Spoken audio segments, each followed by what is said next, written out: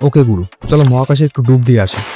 তাহলে ব্যাপারটা হলো, পৃথিবীতে যতগুলো বালির দানা আছে, মহাবিশ্বে তার 10,000 গুণেরও বেশি তারা রয়েছে। হ্যাঁ, ঠিকই শুনেছেন, সংখ্যায় আনুমানিক প্রায় 200 বিলিয়ন ট্রিলিয়ন। যদি তারার সংখ্যাই এতগুলো, তবে গ্রহের সংখ্যাটা একবার ভেবে নিন। প্রায় ট্রিলিয়ন ট্রিলিয়ন গ্রহ রয়েছে আমাদের এই ইউনিভার্সে।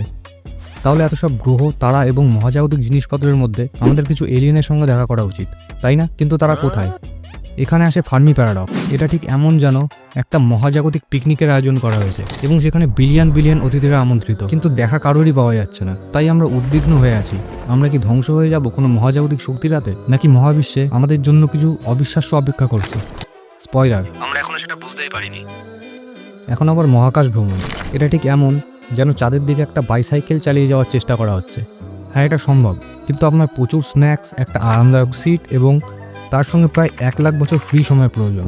আসলে অন্য কোনো নক্ষত্রে যাওয়া কোনো সিম্পল উইকেন্ড ভ্যাকেশন নয়। প্রথমে আপনাকে কক্ষপথে বিশাল কিছু উপকরণ সাজাতে হবে এবং তারপর তৈরি করতে হবে একটা মহাকাশযান যা এই যাত্রাকে সহ্য করতে পারবে।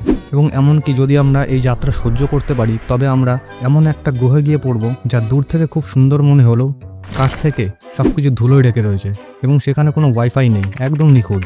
কিন্তু 1 সেকেন্ডের জন্য সময়ের কথা ভেবেছেন?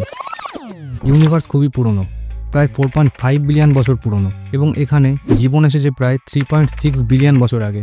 তবে মানুষ, আমরা মাত্র 2.5 লাখ বছর আগে এসেছি এবং গত 100 বছর ধরে আমরা অন্য গ্রহে বার্তা পাঠাচ্ছি। হয়তো এর আগে থেকেই কোনো মহাকাশ সাম্রাজ্য ছিল, এলিয়েনের সভ্যতা, যা একাধিক নক্ষত্রে বিস্তৃত ছিল।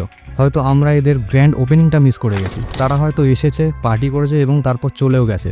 এবং কে জানে, হয়তো এলিয়েনরা ঠিক এমন কিছু অত্যাধুনিক সভ্যতা যা পৃথিবীকে দেখবে এবং ভাববে এটা কি, কিছু ছোট্ট বানর কংক্রিটের ঘর বানিয়েছে। এরপর তারা চুপ করে পৃথিবীর সব জল চুরি করে নিয়ে চলে যাবে।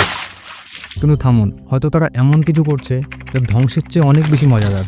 যেমন একটি ছোট্ট ন্যানোবট পাঠানো যা তার পথে সমস্ত কিছু ধ্বংস করে ফেলবে। কয়েক মিলিয়ন বছরের মধ্যে এটা পুরো গ্যালাক্সিকে দখল করে ফেলতে পারে।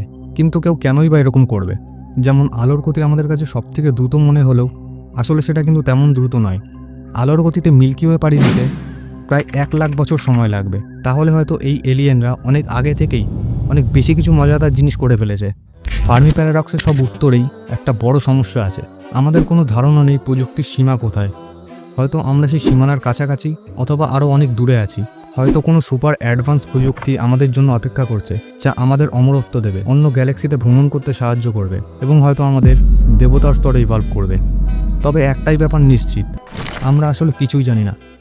200 বছর আগে আমরা ঘোড়াকে পরিবহন হিসেবে ব্যবহার করতাম এবং বৈদ্যুতিকতার আশ্চর্যকে জানতাম না।